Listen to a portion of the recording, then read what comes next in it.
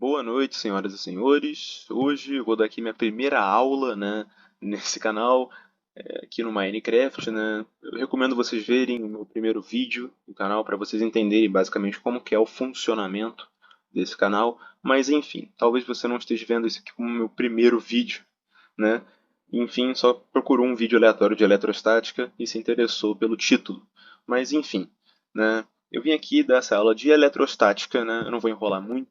Mas basicamente o material usado nessa aula vai estar disponível no Quark. Não sei se você vendo esse vídeo agora já vai estar disponível a plataforma, mas a plataforma agora no Notion está em versão alfa. Ela não está disponível ainda, né? Hoje, pelo menos no dia 21 de 2 de 2026. Mas talvez no futuro aí você esteja vendo, já esteja disponível e já vai estar na descrição do vídeo. Bom, primeiramente, né, vamos sem enrolação começar logo a eletrostática, né? A eletrostática é o ramo da física que estuda as cargas elétricas em repouso e as interações entre elas, né? A palavra estática ela indica que não há corrente elétrica fluindo. Então, não é que não tenha corrente elétrica fluindo, né? A gente está estudando situações em que as cargas estão só acumuladas, né? Gerando forças, campos e energia, mas sem movimento contínuo organizado, porque isso aí já seria eletrodinâmica, né? A eletrodinâmica é um dos conteúdos mais cobrados do Enem, a eletrostática não tanto, né? Mas para a gente entender a eletrostática de verdade, a gente precisa. A eletrodinâmica, perdão. Para a gente entender a eletrodinâmica de verdade, a gente precisa primeiro entender a eletrostática. Então, se você está procurando eletrodinâmica, vê esse vídeo primeiro, tá? No vídeo de eletrodinâmica eu vou recomendar ver esse vídeo primeiro, então talvez você esteja vindo, né, desse vídeo, mas enfim. Onde que a eletrostática, né, vai estar no nosso cotidiano, né? Onde que a eletricidade, né, da física vai estar no nosso cotidiano? Bom, não sei se você já tomou um choque, né, quando você tocou na sua maçaneta sem querer, ou aquele experimento em que você passa um balão no cabelo e ele gruda na parede, poeira sendo atraída por telas de TV, normalmente antigas, né, raios durante tempestade, enfim, né? Eu estou contextualizando isso porque o Enem, né, ele costuma muito, né, na maioria das questões, a contextualizar com situações do dia a dia. Então, só para você ficar mais inteirado, né, ter mais familiaridade. Bom, enfim, para começar a aula, a gente precisa, né, para entender a carga elétrica, a gente precisa estudar um pouco da estrutura da matéria, né? A estrutura atômica, digamos assim. Toda matéria é formada por átomos, né? Um átomo ele possui três partículas elementares: os prótons, que têm carga positiva, né, eles ficam dentro do núcleo atômico, os elétrons, que têm carga negativa e ficam na eletrosfera, e os nêutrons, que têm carga neutra, né, pelo nome, e eles ficam também no núcleo junto com os prótons. Né? Note que a eletrização, né, que a gente vai entender agora, ela sempre envolve a movimentação de elétrons, nunca de prótons ou de nêutrons. Né? Porque quando a gente fala de movimentação de prótons e de nêutrons, é normalmente quando a gente está tendo uma fissão nuclear. Né?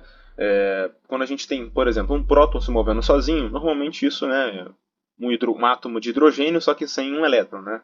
Mas prótons e nêutrons saindo do núcleo de um átomo, normalmente assim, a gente não vai ver isso agora. Né? Isso é eletrização. Na eletrização isso não acontece. Né? A eletrização ela envolve os elétrons em movimento. Prótons e nêutrons se movimentando, normalmente né, a gente fala em radioatividade, né, com fissões nucleares, enfim. Então, né, o Enem já teve, né, não só o Enem, mas alguns outros vestibulares já tiveram esse tipo de pegadinha de colocar em questões de verdadeiro ou falso, né, que a eletrização ela envolve o fluxo de prótons. Nunca, ok? Então, nunca cai nessa pegadinha. A eletrização envolve o fluxo de elétrons. Os elétrons sim podem sair normalmente da eletrosfera, né, com certa carga, e se transferir entre corpos. Bom, passando um pouco para a matemática, né, o princípio da quantização da carga elétrica. A carga elétrica ela é quantizada, então a gente pode meio que, basicamente, quantificar né, a carga elétrica. Né? Ela é dada pela equação Q, né, que vai ser a nossa carga, é igual a N vezes Z. E é a nossa carga elementar, né, a carga elementar do elétron. Ela é dada por 1,6 vezes 10 elevado a menos 19 coulombs, né, em homenagem a o cara que descobriu né, esse valor, ou chegou muito próximo. Né? Enfim, o n é um número inteiro, então eu não posso simplesmente chegar e multiplicar a carga do elétron por um número quebrado, porque isso não existe. ok? Normalmente em questões ele vai dar tipo um número 10 elevado a 20 elétrons, uma parada assim, né?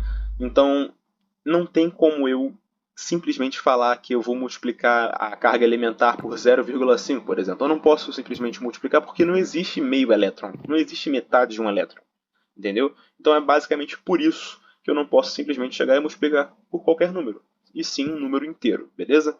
Né?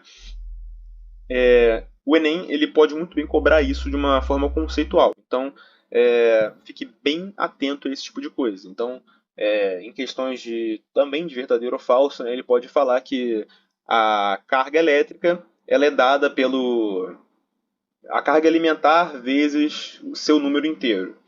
Pode ser que você marque errado porque você acha, né, o português dessa questão um pouco complicado, né? Talvez a física por trás disso, a física por trás desse português, seja um pouquinho difícil de entender. Mas interpretando da maneira correta, você vai ver que isso é verdade. Bom, partindo para outro princípio, chegamos no princípio da conservação da carga elétrica, né? Então a gente tem um sistema isolado, né? E a soma algébrica das cargas permanece constante. Então, o que isso significa? Quando eu tenho, por exemplo, um sistema de três cargas elétricas, né? Essas três cargas somadas dá em torno de 30 coulombs, as três juntas. Então cada uma tem 10, por exemplo. Nunca, mas nunca mesmo, né, nesse sistema fechado, essa somatória vai parar de ser 30. Por quê? Porque a carga ela não é criada nem destruída. Então eu posso sim transferir essas cargas entre, né, essas bolinhas, mas nunca que a somatória total vai ser diferente de 30, pelo menos nesse caso aqui. Né? Ela nunca vai ser diferente do número original estabelecido, porque é o princípio da conservação. Note também que normalmente em questões, né, vou dar um exemplo agora na tela, em questões que falam que esse princípio não se aplica. Quando você vê que ele fala que o princípio não se aplica, você já fica atento. Porque, cara, para um princípio não se aplicar é muito difícil. Na verdade, isso não deveria ser nem possível. Então, normalmente essas partes das questões que tem e falam de princípio ou em que um princípio não se aplica nessa questão, cara, normalmente isso é falso, beleza? Porque é um princípio, entende?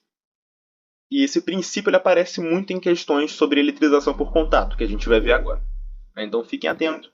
Eletrização por contato pode muito bem ter esse princípio envolvido. Processos de eletrização. O que são os processos de eletrização? São três principais. A eletrização por atrito. Né? O nome já dá um spoilerzinho. Né? Quando dois corpos neutros, ou seja, o número de elétrons e o número de prótons são os mesmos, são esfregados, ocorre uma transferência de elétrons, né? Uma transferência eletrônica. Como assim? Eu vou dar um exemplo aqui no Minecraft. Né? Não vai ser 100%, mas né, aqui eu tenho dois objetos e aqui eu vou esfregá-los, para vocês verem basicamente como é que funcionaria. Aqui, basicamente, eu tecnicamente estaria transferindo os elétrons desse material para esse material, beleza? Ou ao contrário, dependendo de como é que funciona. Como é que é isso? Né? Vou explicar de uma maneira melhor. Um corpo deles vai perder os elétrons e vai ficar positivo. Então, o número de prótons vai ficar maior que o número de elétrons. Então, a carga positiva vai se sobressair. E outro vai ganhar elétrons, ou seja, o número de elétrons vai ser maior que o número de prótons. Então, ele vai ficar com a carga negativa. O corpo vai ficar negativo. Então, no processo de eletrização por atrito, os corpos ficam com sinais opostos. Né? A eletrização por atrito, de novo, eu tenho sempre os dois corpos inicialmente neutros e no final eu vou ter os corpos com sinais de carga opostos. Aí você me pergunta, mas como que eu vou saber qual que ficou negativo e qual que ficou positivo? Bom, basicamente a gente vai precisar olhar na tabela, né, na série triboelétrica. O que é isso? Vou botar aqui na tela agora. Né? Essa imagem aqui ela é da fonte de toda a matéria. E basicamente é o seguinte, né, os materiais situados na parte, né, superior, eles tendem a perder os elétrons e ficar carregados positivamente. Os materiais situados na parte inferior tendem a ganhar elétrons e ficar carregados negativamente. Então, se eu, por exemplo, esfrego lã com isopor, né, o isopor ele tende a ganhar os elétrons dessa lã, né, e ficar carregado negativamente. E a lã ela tende a perder os elétrons para o isopor. entende? E ficar carregado positivamente. Então é basicamente isso, né? Em questões assim, o que acontece? Normalmente, né, a questão, na verdade, ou ele vai te explicar, né, qual que vai ficar positivo, qual que vai ficar negativo, ou ele vai pedir para você olhar na tabela triboelétrica, beleza? Não, em hipótese alguma, eles vão botar sem a tabela. Então, não tenha medo dessa tabela, você não vai precisar gravar essa tabela, é só basicamente para você se situar, né? Porque essa tabela aqui, né, você vai ver lá em Física 3 na faculdade, então fica bem tranquilo que é muito difícil mesmo deles não colocarem informação dessa tabela. Mas enfim, eletrização por contato, né? Ocorre quando dois ou mais corpos condutores se tocam, sendo que pelo menos um deles deve estar previamente carregado. Então, a gente vai ter, né, um contato, né? Esse é basicamente, além da eletrização com atrito, a gente vai ter esse também que tem contato. Né? E o que acontece? Né? O que acontece com o sinal das cargas? Né? Após o contato, né, os corpos sempre terminam com cargas de mesmo sinal. Então, diferentemente da eletrização por atrito, que os corpos ficam com sinais diferentes, na eletrização por contato, a gente vai ter o mesmo sinal no final. E como é que funciona essa movimentação de elétrons, né, entre esses corpos? Né? Apenas os elétrons se movem. Então, se um corpo negativo toca em um corpo neutro, ele vai doar elétrons para o corpo neutro até atingir um equilíbrio eletrostático. Entende? Então, os dois vão ficar negativos. Agora, se um corpo positivo toca um neutro, ele vai roubar os elétrons do corpo neutro. E os dois vão ficar, enfim, com o mesmo sinal. Entende? Então, o cálculo da carga final, né, note o que acontece. Quando a gente tem corpos de mesmo tamanho, né, mesmo volume, as cargas desses corpos vão se somar e dividir por 2. Mas note, os corpos precisam ser idênticos, ok? Né? As questões que a gente faz de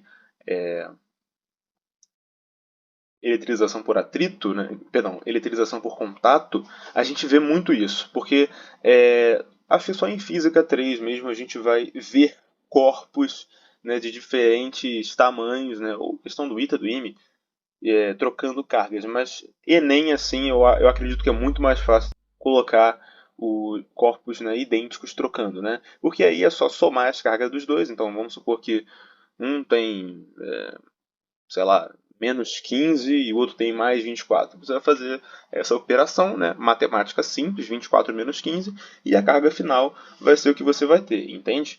Você vai somar e dividir por 2, perdão. Depois que você fizer essa operação, você vai dividir por 2 e você vai ter o seu resultado final. Ah, mas o que acontece então com corpos diferentes? Né? Se eles tiverem os tamanhos distintos, o corpo maior vai ficar com a maior quantidade de carga, entendeu? Então é proporcionalidade. Se o corpo for maior, ele vai ter mais cargas, né? Porque ele tem mais átomos, enfim. Se o corpo for menor, ele vai ter menos. Mas trabalhe com a ideia de que corpos idênticos vão somar e dividir por 2, beleza? Então vou dar um exemplo. Né? Se você encostar uma esfera com carga de mais 6 coulombs em uma esfera neutra de 0 coulombs, de mesmo tamanho, né? Quando você separar, cada carga, né, cada esfera vai ter 3 coulombs. Né? Você vai somar e dividir por 2. Né? 6 mais 0, 6. Dividido por 2, 3. E como ela se aplica no princípio da conservação. Né? O que acontece? Essas duas partes da matéria aparecem muito juntas, né, durante as questões de eletrostática. Então, é muito bom você entender essas duas juntas. Né? Quando eu tenho esse princípio da conservação, ele vai se aplicar justamente nessa soma e na divisão por 2, porque eu preciso distribuir igualmente, né, dependendo do tamanho, né, desses corpos. Então, é basicamente isso. Né? Só você entender que as cargas se conservam e, se tamanhos idênticos, elas somam e dividem por 2. E na eletrização por contato, né, os sinais vão ficar iguais. Né? Na eletrização por atrito, os sinais vão ficar trocados, né? Vão ficar opostos. Perdão. Agora, né, vamos para eletrização por indução. Perdão. A eletrização por indução, né, diferentemente do atrito e do contato, ela ocorre sem que haja qualquer tipo de contato físico entre os dois corpos. Né? Então ela se baseia no deslocamento de cargas dentro de um condutor devido à presença de um campo elétrico externo, né, que a gente já vai entrar nisso. O que acontece? Né? O corpo que a gente chama de indutor é um corpo que já possui carga elétrica. E o corpo que a gente vai chamar de induzido é o corpo que é inicialmente neutro. Então, como é que funciona essa eletrização? Vai ter uma aproximação. O indutor ele vai se aproximar do induzido, sem encostar, e isso vai causar uma polarização. As cargas de sinais opostos ao indutor vão se acumular, no lado próximo, e as de mesmo sinal vão fugir, para o lado oposto. Nisso a gente vai ter um aterramento, conectado, à Terra, e se o indutor ficar positivo, for positivo, perdão, os elétrons eles vão subir, sobem da Terra para o induzido. Então, se o nosso corpo indutor for positivo, os elétrons que estão na Terra vão subir, porque, tem uma carga positiva ali, sinais diferentes eles vão se atrair. Então, é basicamente isso. No esquema vai estar para ver melhor. Então, se o nosso corpo indutor for negativo, os elétrons do induzido descem para a Terra, porque eles vão querer fugir dessa carga de mesmo sinal, entende? Só que aí, nesse meio, a gente vai ter uma desconexão. O fio que vai estar na Terra, ele é removido antes de afastar, o indutor do induzido. E isso vai prender o excesso de carga no induzido. Então, a gente vai meio que prender as cargas ali no corpo induzido. E aí o corpo indutor ele vai ser finalmente afastado, e o induzido agora ele vai estar eletrizado com carga de sinal oposto à do indutor. Então nesses três casos, a gente só vai ter um caso que as cargas vão ficar do mesmo sinal, que é a eletrização por contato. Em atrito e indução, a gente vai ter sinais opostos. Agora, lei de Coulomb. Como é que a gente vai ver agora a lei de Coulomb? A força elétrica entre duas cargas pontiformes, o que isso significa? Forma de ponto, pontiforme, ela é dada por F, que é a força elétrica, é igual a K, que é a constante eletrostática, normalmente é dada por 9 vezes 10 elevado a 9, vezes a carga 1, vezes a carga 2, dividido pela distância ao quadrado, a distância entre as cargas. Basicamente, a nossa interpretação vai ser a seguinte: se a força vai aumentar quando as cargas aumentam e quando a distância diminui. Então, por que isso acontece matematicamente? Se a distância diminui, a gente pode perceber que, pela fórmula, a força ela é inversamente proporcional à distância. O que isso significa? Bom, a força está em cima da equação e a distância está embaixo. Se você quiser uma forma mais simples de visualizar isso. Então é isso. Se a distância aumenta, nessa questão, a força obrigatoriamente vai diminuir, porque se a força é aquilo que está em cima dividido por isso, quanto mais, por um número maior que eu dividir, a força vai ser menor. Então, é só você pensar logicamente. Se eu tenho uma carga a 50 metros de outra, uma carga positiva e uma negativa com uma distância de 50 metros uma da outra, se eu aproximar, a força entre elas vai ser maior. Se eu aumentar essa distância, a força obviamente vai ser menor. Entende? Então, mais um exercício mental aqui. Se a distância dobra, a força ela vai cair 4 vezes. Nossa, por que 4 vezes? Não deveria só cair 2 vezes? Não, porque a distância está ao quadrado. 2 ao quadrado, 4. Agora, se a distância triplica, ela vai cair 9 vezes. E a força elétrica ela vai ter uma natureza vetorial. Ela vai atuar na linha que une as cargas. Então, ela pode ser de atração ou repulsão. Então, se as cargas tiverem mesmo sinal, vai ter uma repulsão. Se tiverem sinais opostos, vai ser atração. Entende? Olhando pelas linhas, pelas setinhas, fica bem mais fácil de enxergar esses vetores que eu quis demonstrar. Agora, campo elétrico. O campo elétrico ele é uma região do espaço onde uma carga sofre a ação de uma força elétrica. Ele representa a influência que uma carga exerce no espaço ao seu redor e não é necessário contato para que a força exista. Então, o que é isso? O campo elétrico ele é basicamente a visualização da influência que uma carga elétrica tem. Então a gente tem uma carga elétrica positiva e a gente tem um campo elétrico em volta dela. Ela vai gerar esse campo elétrico. Então, se uma carga negativa se aproxima o suficiente para entrar dentro desse raio do campo elétrico, ela vai sofrer a ação dessa força elétrica da carga positiva e ela vai se atrair. Agora, se uma carga positiva entra nesse raio do campo elétrico, ela vai sofrer uma força de repulsão. E o campo elétrico, matematicamente, ele é dado por E, que é o campo elétrico, é igual a força sobre Q, que é a carga. Ou E é igual a K, que é a constante eletrostática, vezes Q sobre D ao quadrado. Basicamente, a gente só abriu a fórmula da força. né? E o campo elétrico ele é dado em Newton por Coulomb, né? Porque força em cima e C embaixo, né? Pela direção do campo, né? Ele sai da carga positiva e ele entra na carga negativa. Então a gente tem uma carga positiva colocada no campo, ela vai seguir o sentido do campo. E uma negativa, ela vai sofrer a força no sentido contrário. Então, comparando com o campo gravitacional, por exemplo. No campo gravitacional, por que a gente não pode simplesmente fazer essa comparação? Né? O campo gravitacional ele vai sempre apontar para o centro de massa, né, daquele corpo celeste, né, enfim. Já o campo elétrico, né, gerado por essa carga, ele vai apontar para qualquer lugar. Então, normalmente a questão ela vai te dar para onde esse campo elétrico está apontando. Então, se o campo elétrico, por exemplo, estiver apontando para cima, se a gente jogar uma carga positiva ali, ela vai subir. Se a gente jogar uma carga negativa, ela vai descer. Beleza?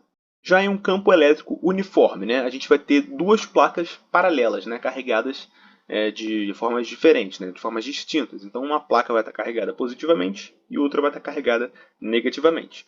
Então, as linhas de campo elétrico vão ser paralelas e elas vão ter uma intensidade constante. Então, assim, o campo elétrico ele não vai depender da distância nesse caso, né? A força de atuação. Então, basicamente, a gente tem aqui esse campo elétrico uniforme. Se a gente jogar uma carga, por exemplo, uma carga positiva aqui em cima, o que vai acontecer com ela? Ela vai descrever esse movimento aqui que vocês viram. Agora, uma carga negativa vai descrever esse movimento que vocês viram. Agora, potencial elétrico. O que é o potencial elétrico? O potencial elétrico ele mede a energia elétrica por unidade de carga. Né? O que é isso? Diferentemente do campo, né, do campo elétrico, o potencial ele é uma grandeza escalar. Matematicamente falando, em volts, né, o potencial elétrico ele é dado por K, constante eletrostática, vezes Q, que é a carga, sobre a distância. Ele vai ter uma relação com a energia. Né? O potencial alto ele vai significar a maior capacidade de realizar trabalho, né? Trabalho em relação à física. Então, energia potencial vai ser igual a Q, que é a nossa carga, vezes o potencial elétrico. Então, para explicar isso melhor, vamos supor que cai um raio aqui nesse pontinho. O que acontece? Né? Os elétrons, né, que tem muito elétron nesse raio, vão, né, se concentrar nesse ponto e eles vão se separar. Por quê? Porque os elétrons têm o mesmo sinal da carga e sinais iguais se repelem. Então, né, eles vão ficar aqui aglomerados, mas eles vão tentar sair. Né? Mas o que acontece? Por que aqui no centro, né, vão ter mais elétrons? Né? Basicamente, se imagina num show, né, você está lá, vai ter uma multidão e um alarme vai tocar. E vai pedir para todo mundo sair. Né? Você, inicialmente, que está aqui no centro, não vai conseguir sair tão rápido, porque vai ter muita aglomeração, muito desespero. Então, o pessoal vai correndo aos poucos para todos os lados, né? E aos poucos, né, vai todo mundo saindo. Né? Então, vai se criar, né, potenciais, né, diferenças de potenciais em cada parte. Então, aqui tem a concentração maior e aqui tem uma concentração menor, né, dos elétrons que já foram. Né? Então, é assim que é criada a diferença de potencial. Então, quando cai um raio no seu carro, o ideal, né, não é você sair do carro. Por quê? Porque se você, por exemplo, pisar num potencial com um pé e o outro pé pisar em outro potencial, você vai tomar uma descarga elétrica, né, de diferença de potencial. Então é assim que funciona, né, o potencial elétrico, né, na sua forma, né, explicativa. E aqui fora, para explicar a última parte da matéria, a blindagem eletrostática. Para os mais íntimos, a gente vai explicar basicamente o conceito da gaiola de Faraday. O que é isso? Descoberto pelo Michael Faraday em 1836, se eu não me engano, que ela vai demonstrar uma estrutura oca, né, no caso essa gaiola aqui, né, de metal, material condutor, e ela vai bloquear os campos elétricos externos, tornando, né, anulando o campo elétrico interior. Então, basicamente, quando você toma esse material todo aqui em volta de mim é carregado, as cargas elétricas vão se distribuir entre eles. E o centro, né, dessa gaiola vai ter o campo elétrico zero. Né? Então, o que acontece? Né? Eu vou mostrando aqui no Minecraft. Né? Eu botei uma bobina de Tesla aqui, né, com 3 bastões fluorescentes. Né? Ela está agitando as cargas ali dentro, mas a gente vai ver a eletrodinâmica, mas enfim, só para mostrar que está carregado. Essa bobina de Tesla não consegue me dar dano, porque eu estou na gaiola de Faraday. Ela está eletrizando esse metal, se eu encostar aqui eu vou tomar dano, mas como eu estou aqui no centro, né? Não no centro, né? Mas basicamente estou aqui no centro, ela não me dá dano porque o campo elétrico aqui dentro é zero, né? Pode ver que a animação do Minecraft até mostra que está tentando chegar aqui, mas não consegue, porque o campo elétrico é zero. Então, é basicamente isso. Como funciona, né, a gaiola de Faraday. Vou dar um exemplo aqui agora melhor. Já fora aqui, né, da gaiola de Faraday, a bobina de Tesla está carregada, mas ela não está ligada, né? E os bastões fluorescentes não estão acesos. Agora, se eu ligar, vocês vão ver que vou ser eletrocutado, né? Tá vendo? Estou tomando dano. Vou ter que desligar aqui, senão coisas ruins vão acontecer, né? Mas basicamente, até acendeu aqui.